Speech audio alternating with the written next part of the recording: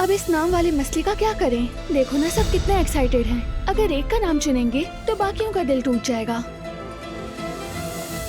परेशान मत हो, सब कुछ तरतीब से करेंगे, टेंशन मत लो। चलो पहले रंग बताओ। ये वाला डिसाइड किया है। ये लो नया ऑर्डर।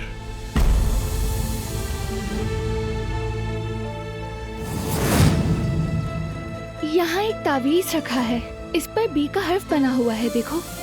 बचपन में दादी जान ने मेरी हिफाजत के लिए बांधा था। तो अब बारी हमारे बेटे की है। जब वो पैदा होगा तो तुम उसे ये पहनाना। दुनिया की मशहूर होटल की हेड शेफ बन गई हो, कर लो यकीन। तो इसका मतलब ये कि हम दोनों अलग हो जाएंगे?